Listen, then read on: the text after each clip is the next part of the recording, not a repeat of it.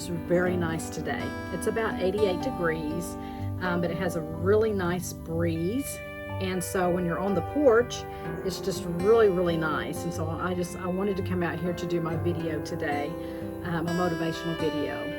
And we haven't been able to really enjoy the weather this summer. It's been so hot, and so this is a plus. This is a blessing today. But guys, my video today is going to be on having a positive attitude and a positive mindset. Having a positive mindset can literally change your life. If you are someone that is constantly thinking of negative things or constantly cutting yourself down, you're going to be a miserable person. And so the benefits of positive thinking and a positive mindset outweighs the other by a long shot. Having a positive attitude brings you hope, peace. You can't help but be optimistic, about things because you're anxious about what lies ahead, even though you may be surrounded by problems. We live in a sinful world, so we all are going to deal with some kind of obstacle in our life. Sometimes several things may be going on at one time, but it's how we deal with it. And I can't emphasize enough how having that positive attitude and mindset will get you through those hard times, because without a shadow of a doubt that you're going to get through this. And so, guys, I recommend highly, it's something that I do, that's self-development.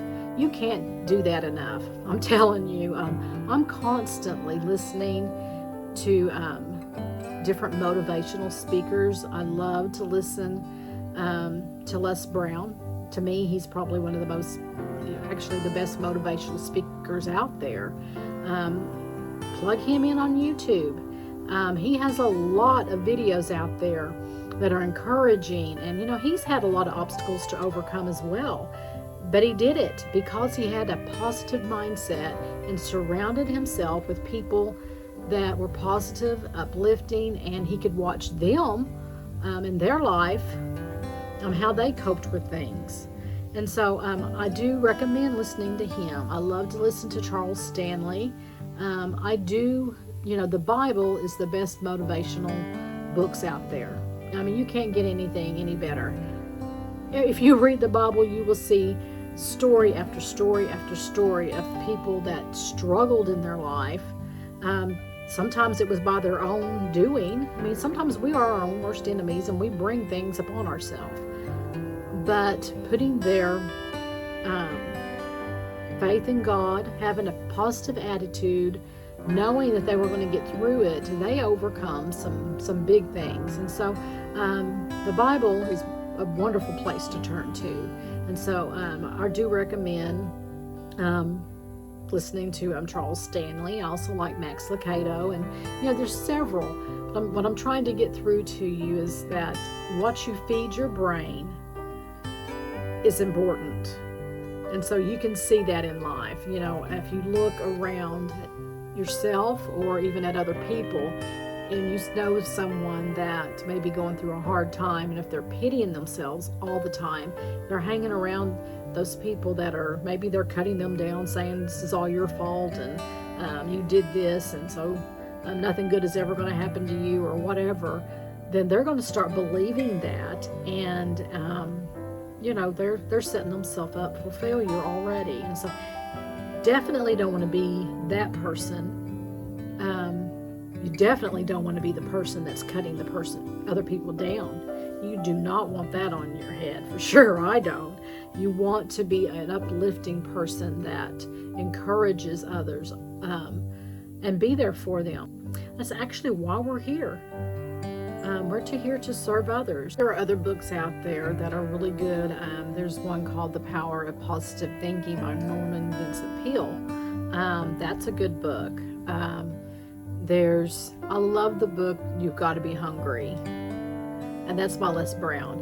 But it just talks about, having that willpower and the positive thinking of going after what you want in life. and not let anything else stand in your way, or listening to other people telling you that you can't do this. It's having that willpower and the hunger to go for your dreams and goals in life. And so that's a good book. Here are some tips to help positive thinking maybe a little easier. And that would be, first of all, spending time with people that are positive and uplifting. That would be like my number one thing.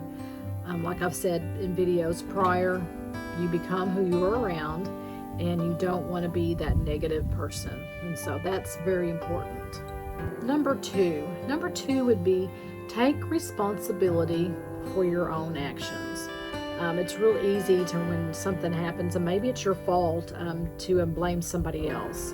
And when you can take a step back and you can actually man up and say, hey, I did this, and take responsibility for it, then you are able to, go to the next step. And that would be, I would say, getting involved in your community, or doing something where you kind of put yourself on the back burner and you're putting someone else before you. Like I said, we're here to serve others, and there's nothing better than to help someone. It makes you feel good, it makes them feel good, and you know that you're doing, the right thing. You're actually helping someone. So, contributing to others, to your community would be, I think, the next thing. The next thing would be, like I just got through saying, would be reading or listening to positive material. Listening to, feed your brain positive things. First thing in the morning when you get up, after you've prayed and you thank God for everything that you have, because we are blessed people. We are, and when we take a lot of things for granted. And so the first thing you need to do is, be thankful. And then plug in something inspirational, something motivational, something that will set your day off on a positive note. That would be, I think, my next thing. Then replace any negative thoughts. If you're thinking something negative, replace it with something positive. Be constantly aware of what you're thinking about. And when those negative things start entering in, immediately put something positive in. That would probably be the next thing. Another thing would be taking time to write down what your goals are. Write down what it is exactly that you're wanting to do. What is the next step for me to reach this goal, and start working toward it. Then I do this, and that would be, I consider, what the consequences would be from having a negative thought or a negative attitude. What are those consequences? Some of them are your health, for one thing. Having a negative attitude can affect your health physically and mentally, and actually that could go with even having a positive attitude. That can affect your overall health as well, and your mental, stability. And so those things are real, guys, and really important. And so just be aware of the outcome of having a negative, attitude. Another thing would be choosing to be happy.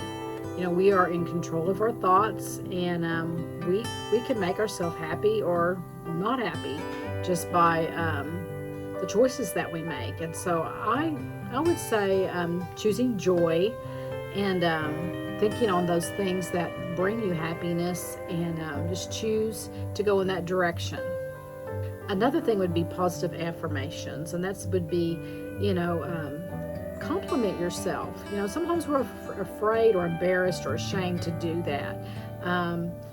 And it's not that you're being conceited or not. It's just, telling yourself that you are good enough.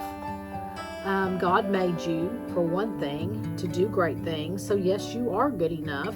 You are a winner. And when you get up in the morning, look in the mirror and say, hey, God made me for a purpose and a reason.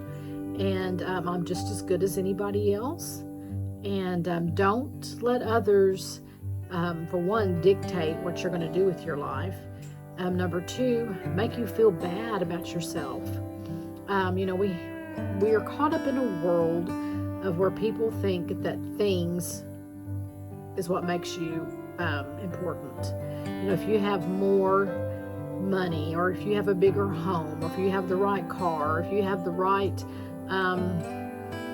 whatever, or I have a swimming pool, or I have this, or I have that I'm more important than my neighbor that maybe they don't have that.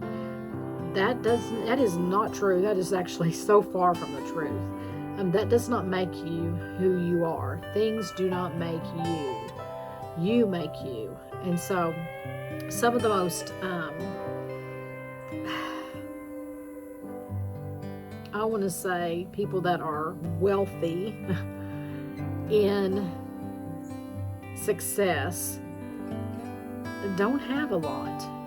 I know a lot of people that make a lot of money they're actually content with the simple things in life. They don't have to have all of this. And if you really look, some of those that do have all of that are in debt up to their eyeballs, but they're trying to have everything and will do whatever it takes. And actually, most of them are miserable because they can't get enough. They keep trying to fill an empty void. And you're never going to be happy doing things like that. What brings you happy is to have, first of all, and most importantly, a relationship with God. Having Jesus in your heart. That is what's going to make you happy. And then knowing that, hey, God put me here on this earth for a reason.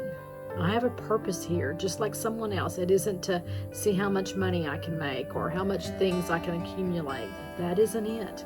It's not going to make you happy, guys. It's a short-term happy, maybe I should say. There's a little bit different, I think, a definition of happy and joy. What brings you joy? Happy is maybe something that is temporary. Me having a piece of chocolate pie, hey man, that makes me happy. That's just temporary. But what brings me joy? What brings me joy is knowing that I have a relationship with God. I've got Jesus in my heart. I have a wonderful family. I love my little simple farm home. The simple things in life bring me joy. I am content. Does that mean that I am not going to face struggles in my life? No, because I will.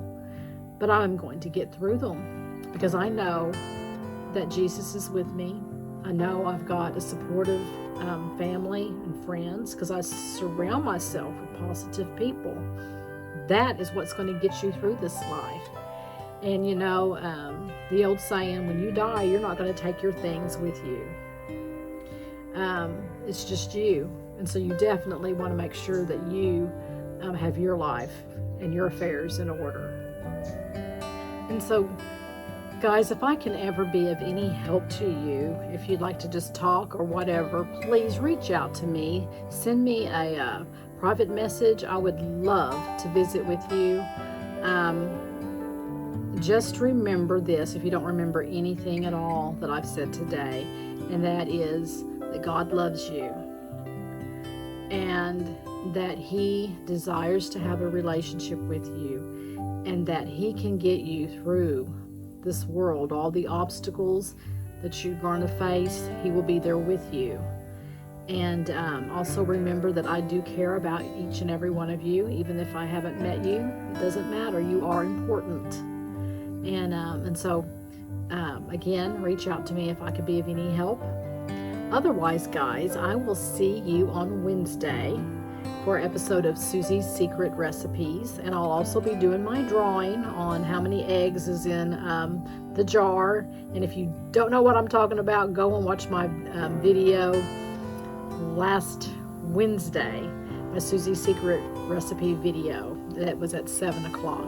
And that'll explain everything. But I will see you on Wednesday at 7 o'clock Central Time. And then I will see you next Monday for another episode of Monday Motivation at 7 o'clock a.m. Central Time.